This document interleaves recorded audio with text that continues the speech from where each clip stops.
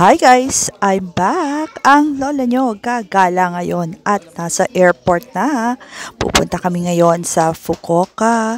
Ayan, akita nyo naman ang tawa ng lola nyo hanggang tenga kasi gagala kasama ng dalawang anak ko. Wow! Pagkatapos namin mag-check-in, magkakape muna ako at inaantok ang lola nyo. Dahil napuyat kagabi, excited. At eto, sa Army Navy kami mag-aagahan. Actually, brunch na to kasi alas 2 ang flight namin.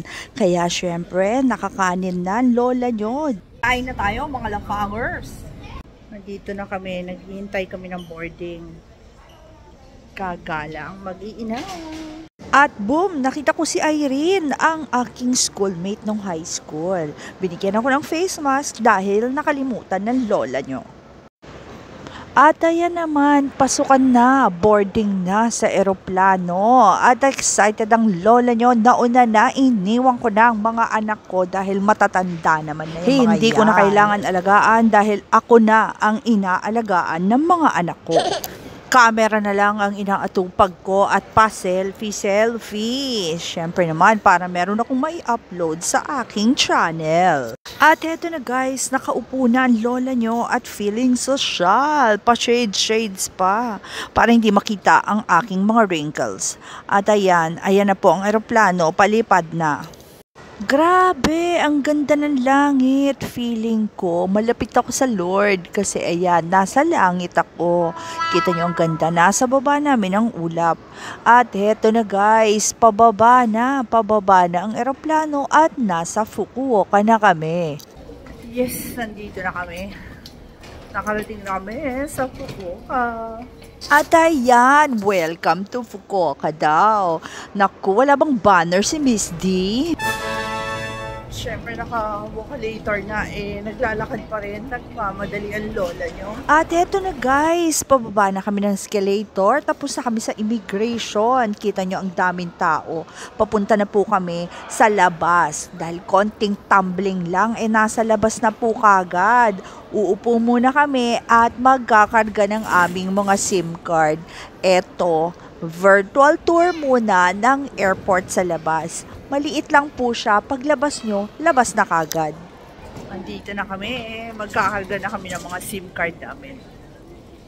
Nabili nga pala namin ito sa Lazada. At 10 gig lang po siya. Good for 15 days. Activated na ang aming mga SIM card. Sabi nga pala dito, kailangan naming bumaba para sumakay ng bus. Shuttle bus po sa number 1. Papunta po ito ng domestic airport kasi nasa domestic airport ang subway.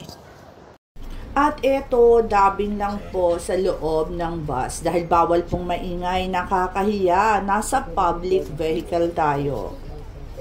Nasa bus na kami. Lilipat kami ng domestic kasi nandun daw yung train papunta sa pupuntahan namin. Inabot din po ng mga 15 minutes drive papunta dito at ayan na po, pagbaba nyo, diretso na po dyan. Halos magkadikit lang po yan, konting hakbang lang, nasa subway na kayo. At meron nga po pala kaming dalang mga Pasmo at Suica card. Ayan, nagkakarga lang po kami ng load para makasakay po ng train. At ayan po ang mapa. Sa orange po kami sasakay. Konti lang po, ilang station lang. Akasaka na. Mga anak ko lang bumibili. Siyempre, turista ang lola nyo. Video na lang. Nakasakay na kami. Kulay orange ba yan? Papunta ko sa titiran namin.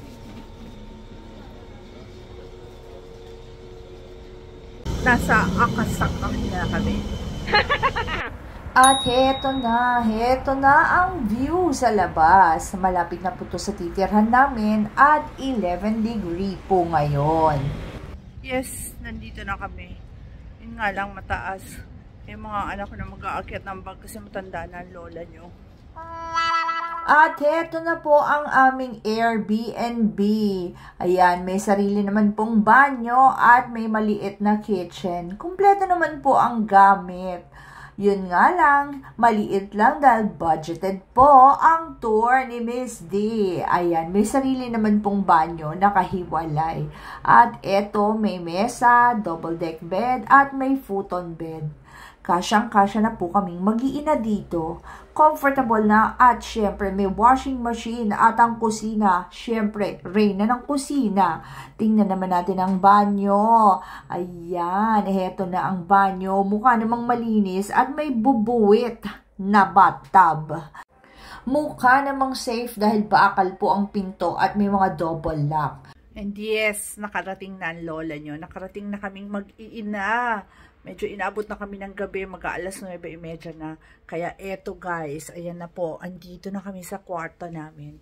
Thank you guys for joining us today. At hanggang sa mga susunod ko pang upload. Bye-bye!